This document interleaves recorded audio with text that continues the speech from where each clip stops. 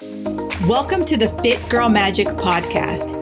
If you are ready to find your inner magic, develop great habits, and a rock steady mindset to feel confident, comfortable, and fit in your body, you are in the right place.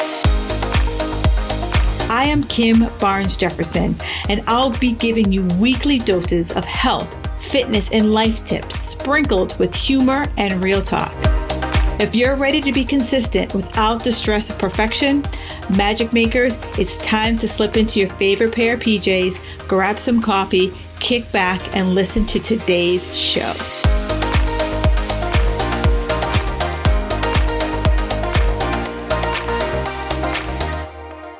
This week's iTunes review is brought to you by Jackie O Jazz Hands. She writes a great, funny podcast about real topics we all struggle with. Kim gives great advice and support to people to live their best life. That just fills my heart. Thank you so much for taking the time to write me that 5-star review. And for those of you who have yet to leave that 5-star review, all you have to do is go on to iTunes or wherever you listen to this podcast and do the same thing, and I will read it on the air. So thank you so much, Jackie O Jazz Hands. It fills me up when I read those reviews from the heart. Enjoy the podcast. Hey, Magic Makers. Today is a topic that I have really wanted to explore, and I'm so grateful that I found Ms. Mary Alice Cepeda, because let me just say, it's a topic that many of us have in our lives. And sometimes it's those hard conversations that we need to have, but we can't have. And this is around toxic people. And I know that I've experienced toxic relationships in my life. And thank you, Lord, I am free of them. But I also know that there's some people who you might not know what's a toxic relationship because it's just been going on for so long. Or maybe you know it's toxic, but you're like, how the hell do I get out of this relationship? So with that said, that is why I find experts. And I have found Ms. Mary Alice, and she is here to help us dive into this topic of toxic relationships. Welcome to the show. Hi, Kim. So, there's no other way to start but to start. What would you say? How would you define a toxic relationship? Well, I think there's many ways you can define a toxic relationship because it doesn't just look like one thing, right? Mm-hmm. So when I think of like a toxic relationship, whether that be like familial, platonic, romantic, I think of when you have to change yourself for that other person, when you feel like you can't be yourself, when the bad outweighs the good, when you feel like the relationship is draining you, when you feel like you're walking on eggshells around that person, or that you can't express yourself freely, like those are signs of toxic relationships. And, relationships, like anything else, can have the good and the bad, but generally they're supposed to be fun. Right. They're supposed to make you happy. You should feel loved. You should feel respected. And if ever you're not feeling those things, you should also feel free to voice that. If you're not feeling like you can voice when you don't necessarily feel love or don't necessarily feel respected, then that's not good. That's not a good sign of anything. You should definitely be able to tell your significant other, or tell your mother, tell your brother, hey, I don't like that. And for them to respect that, Yeah. And, everything you said, because it's like, I feel like there's like a line where it could be just it's who they are, right? That's who they are. They don't know any different. But it also could be like, you also hear people in, abusive relationships that they have the same thing where, you walk this fine line because you don't know what's the trigger for that person. Absolutely, 100%. And I think that comes with the territory. You have to really be introspective in yourself and really know what makes you feel a certain kind of way, because you may feel one way and you express that to the other person and they're like, well, I don't think that's a big deal. You know what I'm saying? Right. It's all about, like, we all have our different perceptions of things. And so I think the key in determining, like, this might be a toxic situation, it might not be, is communication. That's the foundation for everything. Yeah. Yeah. You're right. Cause I feel like, let's take a step back. You talk about perception, right? And I feel that, what I see, what you see are going to be two different things. We could be looking at the same thing, and I'm looking at the sky and I see blue, and you look at the sky and you're like, it's purple. And it's up to us to be like, are you sure it's purple? Well, you don't see blue, versus just, people pleasing our way through a situation because we don't want to rock the boat. Exactly. And I definitely, I am 100% a recovering people pleaser. Like, I'm just like, I don't want to get into that. I don't want to touch that. I don't want to make anyone uncomfortable. But if you're making yourself uncomfortable to make someone else comfortable, that is an issue.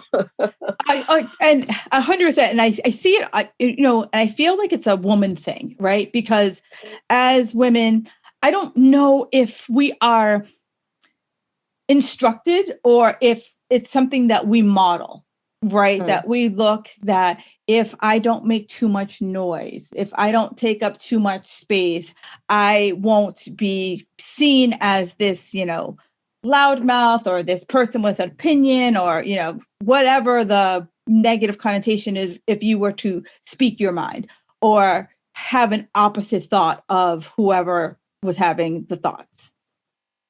100%. It's like, as women, we're expected to be a certain way, to look a certain way, to give off a certain thing.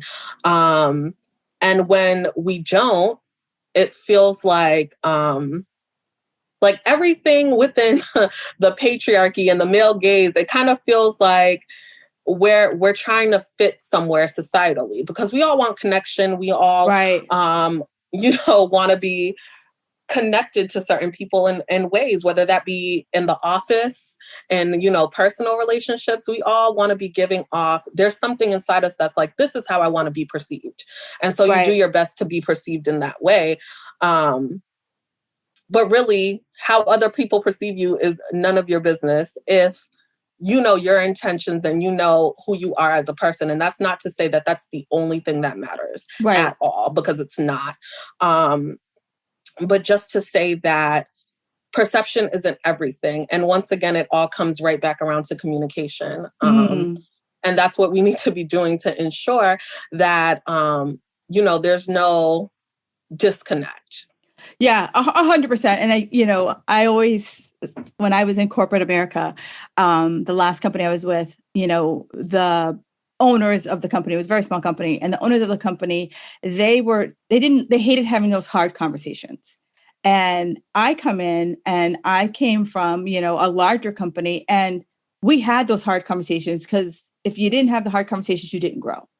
And I know for a while it was very challenging for me, because if I saw poop on the carpet, I said it.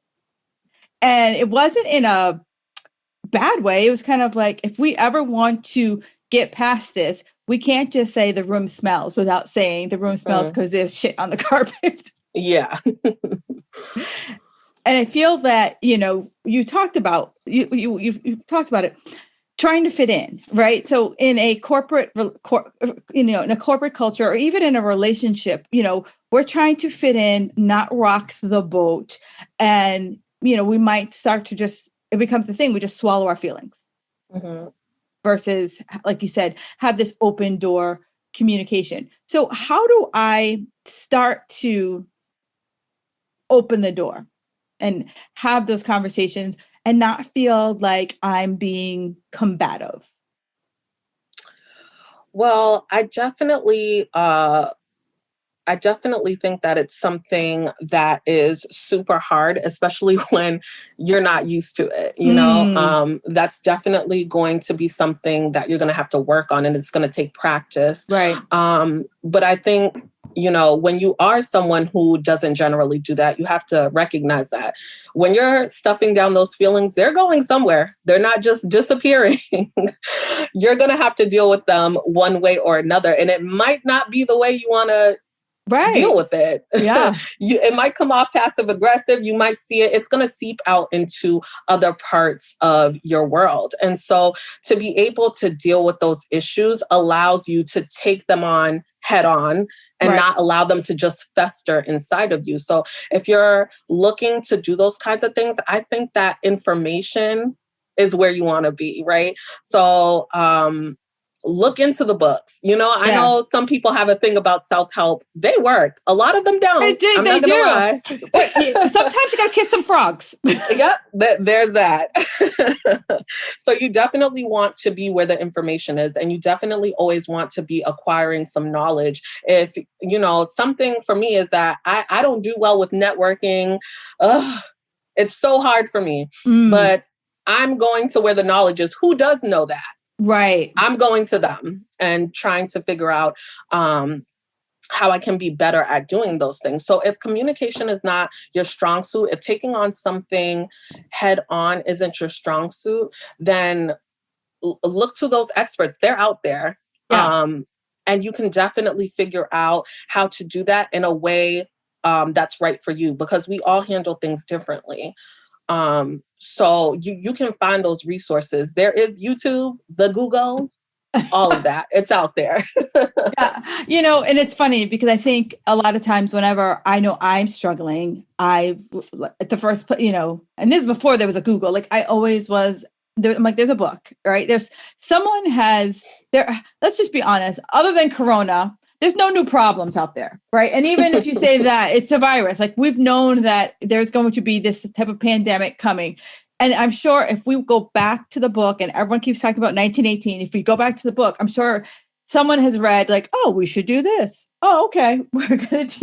This is what we should do. But there are truly no new problems. Maybe when like aliens land, that's a new problem, but there are really no new problems. And like you said, look to experts. Like that's one of the reasons why I started this podcast, is that to have the conversations, because you talked about if I stuff down my feelings, are coming out somewhere. And so I know from what I do for a living, it comes out. And me and Stan's Donuts have a standing date every time me and my boss tells me to do something and I want to tell him to go jump in a lake, I head and have donuts versus telling him to go jump in a lake. Or I turn to the mommy juice if I'm having a hard day, or, whatever it is that you turn to, or hell, you can even turn to exercise. We all have whatever that vice when our needs aren't being met. Yes, absolutely. And I think that one thing that I always say that I feel like it's helpful for other people is that, you can definitely, it will seep out into other places in your life, and you get to choose sometimes how that seeps out. Like you said, if you need a glass of wine at the end of the night and, just to relax and decompress, that's a way that it could come out where it's a little on the positive side, Right. You can exercise positive side, because you can also go to therapy. I think therapy is amazing. I've been in therapy for about 6 years, and that's really how I really unpack and get to know my triggers and decompress from whatever is holding me back throughout the day. But therapy isn't for everyone. So finding what your therapy is it writing in a journal? Is it going out, getting some sun, getting some exercise? You really have to find out what that is for you. And that comes with really being introspective and getting to know yourself. So I think that's really important for everyone to do. Yeah, no, I everything you just said is, I think the big place is that introspection. And I think that's the place where we all get a little nervous, that, to sit in the quiet and just, ask yourself, how do I feel? Or how did a situation make me feel? And be able to, like you said, unpack, like if I'm, work, personal, whatever, if I'm always the person who's feeling bad, I need to unpack the why. 100%. You definitely need to be learning yourself and being comfortable with being alone with yourself. Really identifying your likes, your dislikes, the things that trigger you, the trauma that you may have gone through that needs to be unpacked, how you could be more vulnerable. Things like that are important with your relationship with yourself, because your relationship with yourself informs your relationship with other people. There's no two ways about it. That introspection needs to happen. When I first kind of started down this whole self-development mindset path, there was, I don't even know who said it. It wasn't me. So let's just make that clear. That they said the way you allow someone to treat you is the way you treat yourself. Yes. And that was just like, it was one of those just like clap of thunder moments for me that I just like stopped in my tracks. And I was like, you're right. Like, I allow people to, speak to me in a certain way. And now I'm like, you know what? I know I do give off that, like, don't give me any shit, because it's coming right back at you. Yeah. And it's not like, and for me, I don't think it's in a me way. It's like, if you talk to me in a condescending way, I'm going to give it right back to you so that you recognize that it's condescending and you probably don't like it. Yeah. 100%. It's definitely important to always be mindful of how other people are treating you. And if they are treating you disrespectfully and you allow it, why is that? What's happening there? Yeah. 100%. And that was like the first thing. It was like, I allowed this behavior to happen. And so it's going to continue to happen because I allow it. And even though, and think about, all of us have, the first time it happens, all of us have like driven home and you're like cursed them out. And you're like, I should have did this and I could have done that. And like, I know for me, as soon as I started having this conversation, I'm like, okay, all right, how do I handle this the next time? And my younger self didn't have, the balls that I have now. But back then I was like, okay, just, if someone is treating you that way, you don't have the balls just yet. You could always just be like, hey, let's table this conversation. And that way it kind of helped just diffuses it so that you can walk away and not be like, feel like you're being, going into that people pleasing mode. But one of the other ways was that I just was like, hey, the next time I saw them, like, hey, can I have 5 minutes? And just be like, yesterday, like, I didn't really like the conversation we had. And just hear what they have to say. Because sometimes I feel some people are just kind of sending and they don't realize it until someone calls them on their shit. Exactly. I love what you just said just then, of maybe you pull them aside the next day and have that conversation, because I feel like, we're living in such a fast-paced environment that you feel like if someone does something, you have to say it in that moment or it's done. And you can never say anything, Right. And I know for me, like, if I do something to you, like, I sometimes can be clueless. I'll admit that. But if I do something to you and you bring it to my attention and you say, hey, Kim, yesterday, blah, blah, blah, blah. I'm like, oh, shit, I did that. And I'm like apologetic of it because, I will be the first person to admit I don't willfully hurt anyone's feelings, but there are times I have. And, you have to tell me because I don't know. And I think, like you said, if I'm a people pleaser, I don't want to rock the boat, I'm not going to say anything. And a lot of that times, definitely, it's our own insecurities that make us zip our lips and not say anything.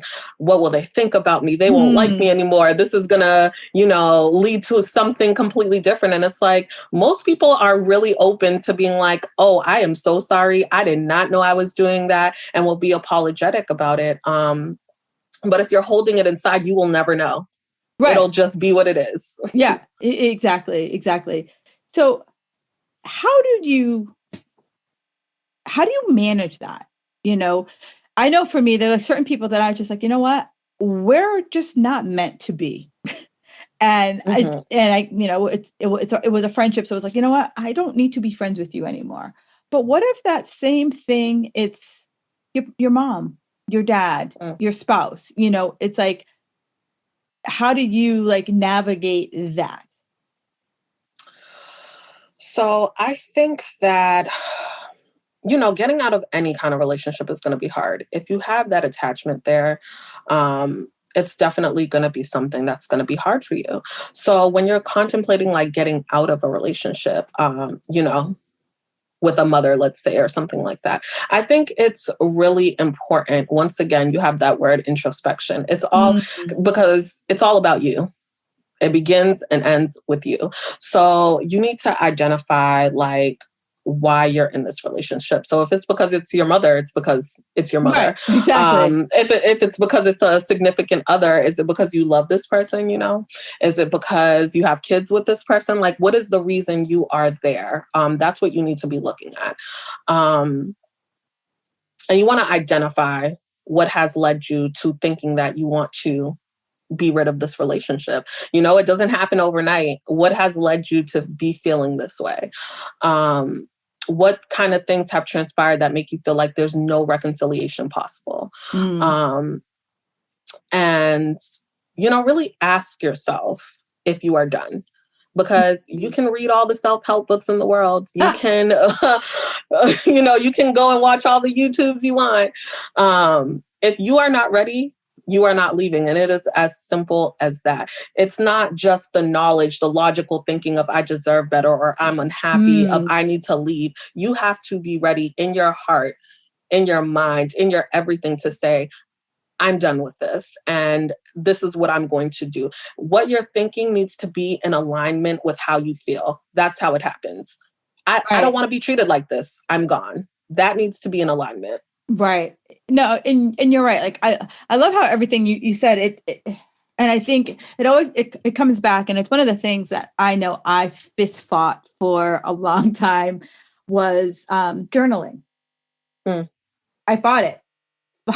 Fought it tooth and nail, and now it's done. It's been almost 5 years, and it is like a lifeline. And so just as you were saying, it forced me to get introspective. And even if it's just for 5 minutes a day, and you write down, how did that conversation make me feel? Or how did it make me feel when so-and-so said this to me? And so that you have, as you said, was it because I was trying to fit in, so I didn't say anything? Was it because, I, had this like perception of who this person was or our relationship, so I just allowed? And, taking that time to, like you said, have the quiet time and process. Yes, process for sure. Because like I said, those feelings don't go away. Those thoughts don't go away. They live inside you. That's going to just be stuck in there, staying in there. And it's going to, end up on someone that didn't even do anything to you. Right. You come home and you kick your dog because you had, you had a conversation with someone else. And just Absolutely. So we don't condone kicking of dogs. Never. So yeah, for sure. So is there a way that you're like, okay, so you're in, it could be a working relationship. You're like, I like my job, but sometimes I have to work with assholes. That's just life. I like my job, or, I truly love my mom or my spouse or my sister, whoever it is. So how do I manage it? How do I I'm going to say that as much as we all think we can change people, we can't. And so if I choose that, love over who they are, how can I, manage it? Is it, the only way I can describe it. Absolutely. Yeah. I think that boundaries are your friend. They are your superpower. They are foundational in any relationship. So if you're not used to setting them, it can definitely feel awkward and even impossible at times. But it's extremely empowering and extremely important for every relationship. So I read somewhere, I don't know where it was, but it definitely stuck with me. I read that boundaries are the distance at which I can love you and me at the same time.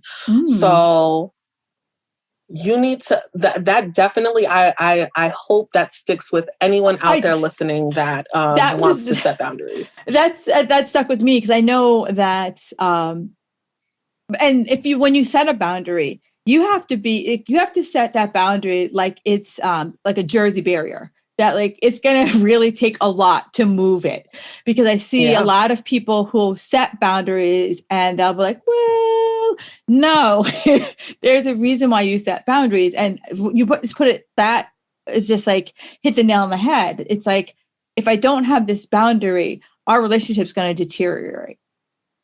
100%. You really need to be setting boundaries with people so that they know where you're at with something. You can't just create it in your head, keep it up there, and then get mad when, right. You didn't do what I said that you were going to do in my head. It has to come out words for words. You have to let that person know and really be communicating with them about what makes you uncomfortable and why, even because you will get pushback.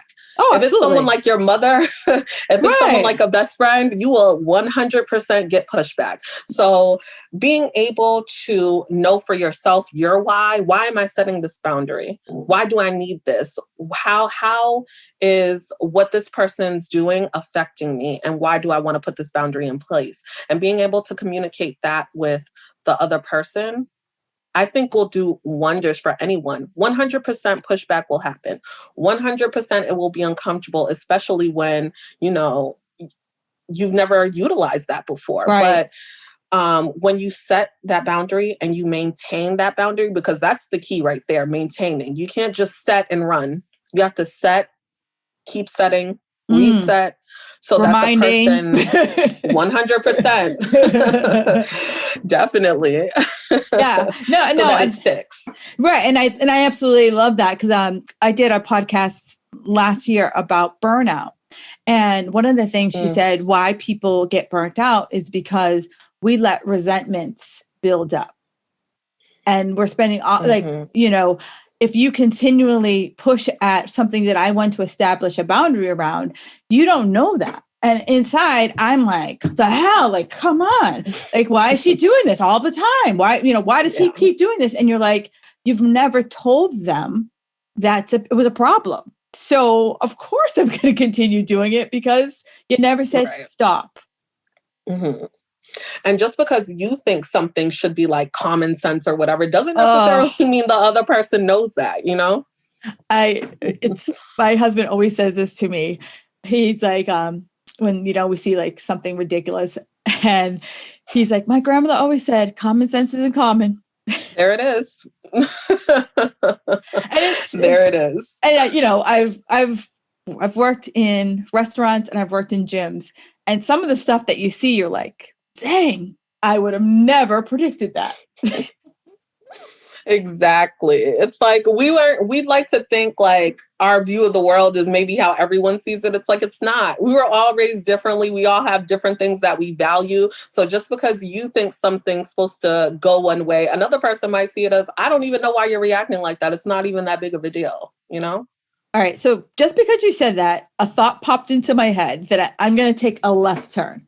And I'm going to talk about something I have never talked about on the show. But because we're talking about toxic, it makes sense to talk about it. So what you just said about how I see the world and how you might see the world or someone else might see the world, it makes me think about how we are right now as far as politics, right? We have the people so rooted in the past administration of how, everything was wrong about what transpired with the election. And then we have people on the other side who's like, hey, it was an election, the end. Yeah. Time to move on. So is there a way to start, everyone talks about this healing, right? Mm-hmm. But everyone, I feel like everyone, the relationship between both sides is just so toxic because everyone just so permanently believes what they believe.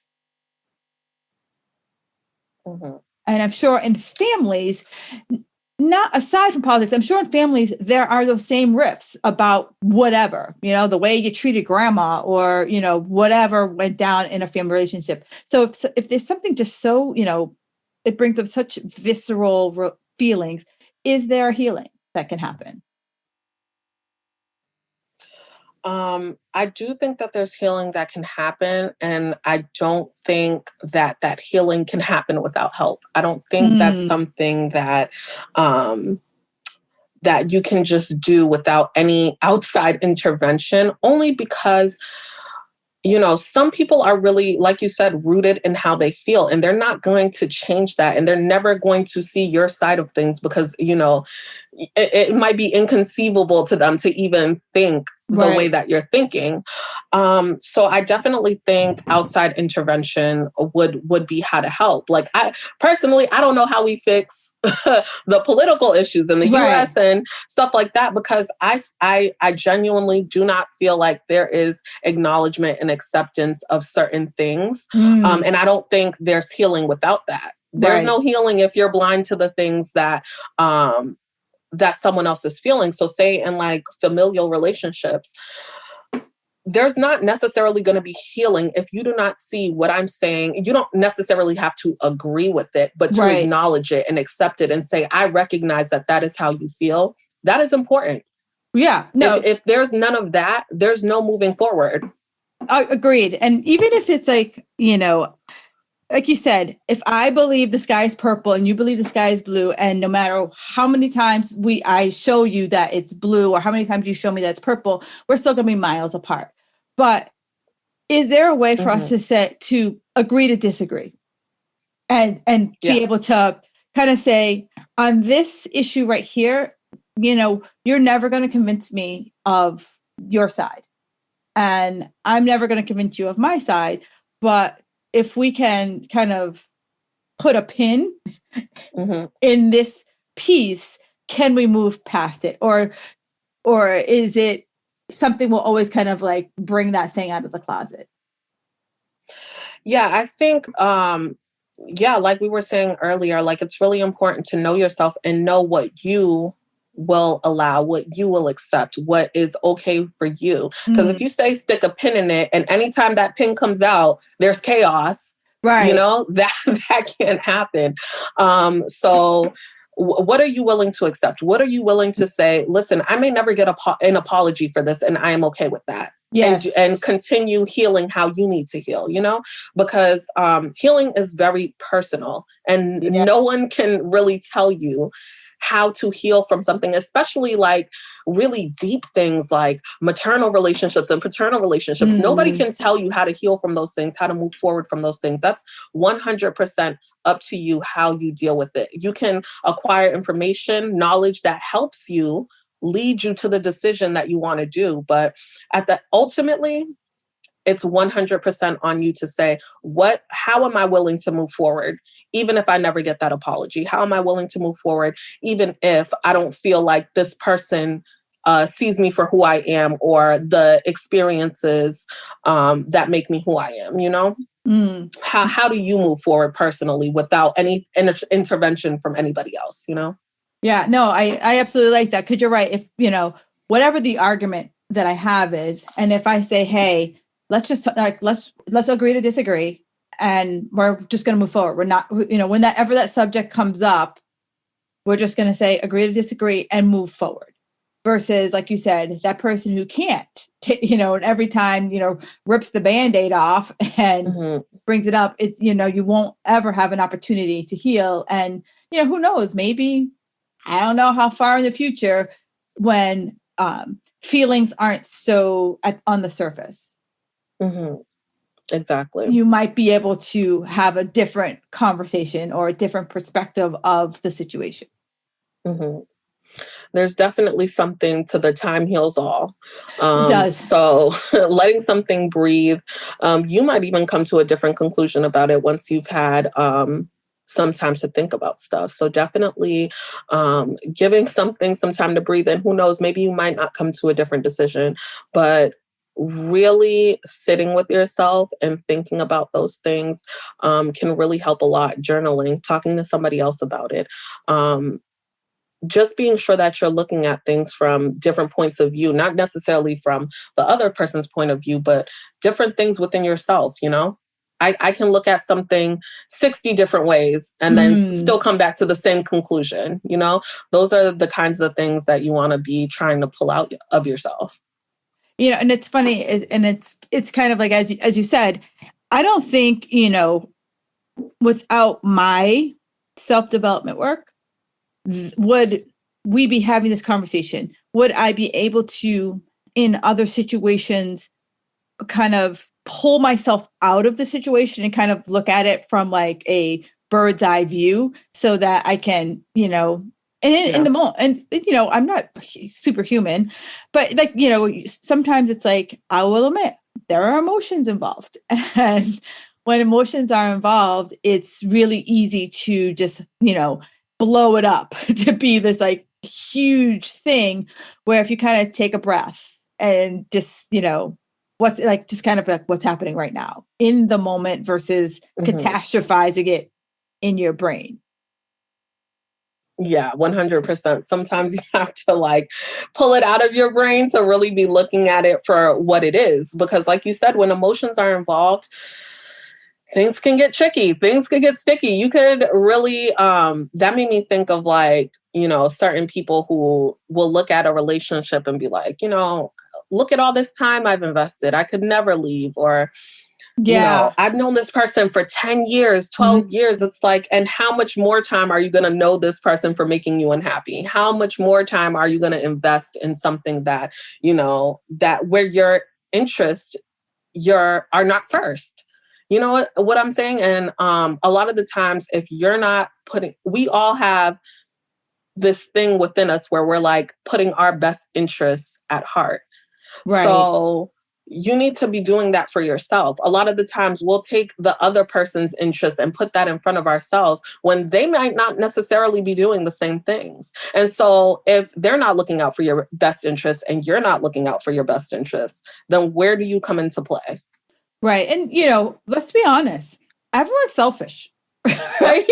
You know, 100%. As much as you think that you are altruistic, everyone's selfish. And I'm going to say something that might be controversial. Even Mother Teresa was selfish because it filled her up to go out and serve the poor. Mm-hmm. There was a self-interest there. Even if she was, you know, helping other people, she did it because that filled her up. So everything you do has a little spin on my own self-interest. Now, some people are a little bit more selfish than others, but let's be honest. But most of it is because, like, you know, because I want to, or I don't want to. And, you know, as we talked, you know, me setting a boundary is, especially, you know, for us ladies, saying no. That's a great boundary for us to learn when we really don't want to bake cookies for the bake sale, or we really don't want to go to whatever or take on another project.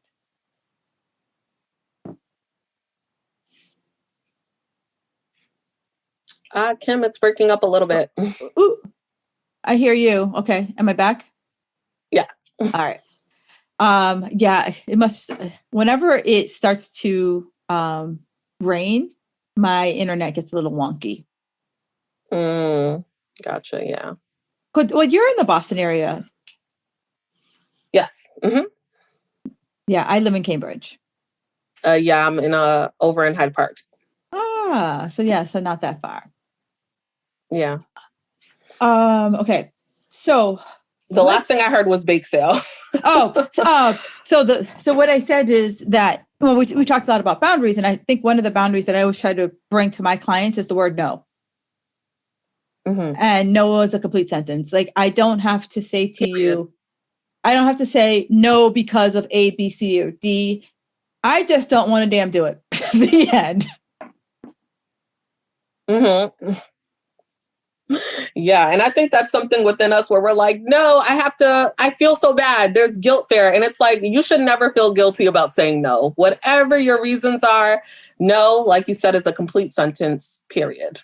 Well, because I notice it in myself sometimes, like, I'll like feel like, and like, you have to go with your gut. Like, if your gut is like, no, stick with it, because whenever the time comes to do that thing, you're just going to be like, oh Lord, man, why did I say yes? And, you know, you're just going to be like, you know, driving there or whatever it is you have to do. And like the whole time, just like kicking yourself in the butt that you said yes. 100%. It's a disservice to you and it's a disservice to the other person because they could find someone who's really enthusiastic about doing whatever it is they're asking you to do. And you could be sitting on your couch doing nothing, but instead you're on your way to do whatever it is that you just said yes to. Right. Or you feel guilty because that's the choice you want. Like, I just want to sit on my couch and do nothing, where no one knows. Like, I say this because my aunt, she's a nurse, and my aunt works, 3 24-hour shifts. Like, that's her week.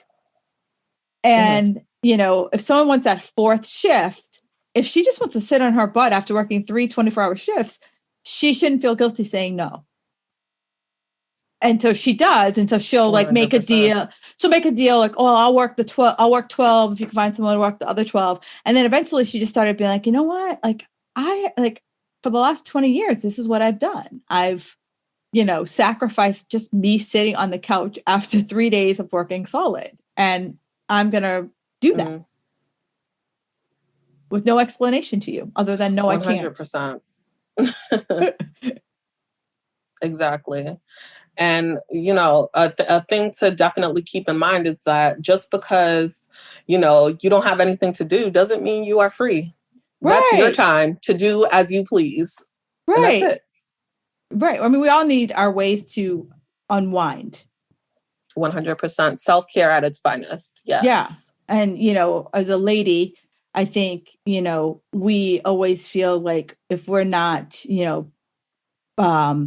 grinding ourselves into the ground, then, we're not worthy. Exactly. And it's like taking care of yourself is doing something. Right. Exactly. 100%. Sitting on the couch with your glass of wine while, everybody else around you is still moving, that's doing something. Going to sleep and taking a nap, that's taking care of yourself. Right. So doing what feels good to you will always be what you should be doing first. Right. And I think about like my grandmother. I was like, I don't think in all of my years alive, I think I've seen her sit down like 3 times. Yeah. Same with me. And I'm like, I might be exaggerating the 3 times. Oh my goodness. Yes. My mother as well. Honestly, that woman works like nobody I've ever seen. And I'm like, okay, good for you. I'm glad that you would like to do something with it. If she's not doing something, she feels like, no, this is impossible. I can never just sit down and relax, but you can. And yeah. I definitely take that from her, where I'm like, I never want to look back and say that I was always doing something. I want to sit here and do nothing. I want to sit here and light incense and, binge watch this TV show on Netflix and feel like that is okay. 100%.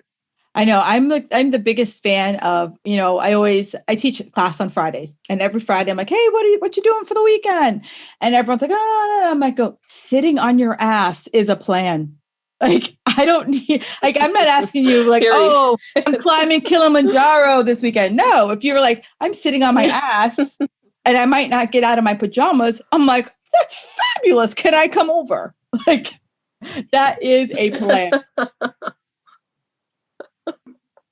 Exactly. I'm notorious for writing a to-do list 100 miles long and then sitting down and doing nothing, because that's what I don't feel like doing anything on that list. You know what I feel like doing? I feel like laying down and enjoying my weekend because I've done something all week, and that's 100% fine. Yeah. So giving yourself that grace, I think, is really important. Yeah. 100. Like, I think you nailed it. You nailed it. It's, even in this whole toxic culture, it's like, give yourself grace, give yourself the benefit of the doubt that your feelings are valid, right? Because so many times, as you said, we want to fit in. We want to be perceived as like, getting along, going along with the flow, when you're like, you know what, this flow ain't the stream I want to be in. And it's okay. Yeah. There's no need to try to bend yourself to fit into what somebody else thinks is good, perfect. Okay, what do you think? That's what you need to be trying to fit into, because nobody lives in your body but you. You're the only one who's going to have to deal with it and live with it. So making sure that you are happy with yourself is number one. Not what, your coworkers think, not what your mother thinks, not what anybody else thinks, but what you think and the decisions you make for yourself. You're the only one living with those things. Yeah. Exactly. I absolutely love this conversation. And so I found you on Instagram. So let my people know where they can find you on Instagram. Yes, you can find me at Toxic AF Pod. Right. And what is one thing that makes you feel magical? One thing that makes me feel magical. A lot of things make me feel magical. In true fashion, I can never say just one. What makes me feel magical? I did my hair this morning. My hair makes me feel magical. It tangles. It it gives me a hard time, but it makes me feel magical. I feel like my hair is beautiful. I feel like I'm beautiful. I make myself feel magical. I do have those days where where I am just down and out, but I think that my personality makes me magical. I love to laugh. And if anything, that's what I'm going to do. So, yeah. It's funny. That's one of the things I always say. I'm like, I love to laugh, and I have to laugh at least like once a day. And I'm fortunate that in my life, I have people that make me laugh. And if I don't, I go to YouTube, and like anyone slipping and falling, I'm good. Absolutely. I feel like I'm on, my new thing is TikTok. So I'm on there all day, just laughing. I'm like, I wish I was like that creative. Same. I'm on there all day just looking at these Gen Zs and millennial kids, and they are doing it. If I had half that creativity, I would be a superstar. Like, me too. All the likes and the views that they get are well deserved. 100%. Because I'm like, screw the health thing. I'm like, if I could just go on there and act like an idiot, I would win. So 100%. Oh my goodness. So all you TikTok stars out there, 2 snaps up and a TikTok, because you guys are like crushing it. Yes. All right. Well, thank you so much for taking your time with me. This has been like exactly what I wanted. And I hope for those of you who are in these relationships, you figure out how to set those boundaries and just take the time to even realize what your boundaries are so that you can have those conversations. And when that toxicity pops up in your life, you can recognize it and not just fluff it off. 100%. All right. Thank you so much for taking the time with me today. Absolutely. Thank you for having me. It's been so much fun. Thank you for listening to the Fit Girl Magic podcast. If you've made it this far, yay. I'm thinking you enjoyed the show. Let's continue the conversation on Instagram. You can find me at Kim Jefferson Coach. In order for me to keep sharing this message, do me a favor and leave me a 5-star review on iTunes. While you're there, don't forget to subscribe so that you won't miss an episode. New episodes are available every Wednesday. The Fit Girl Magic podcast is intended to provide you with tips, tools, and strategies that will help you make better decisions about your health. I really appreciate your feedback and your support. Thank you so much.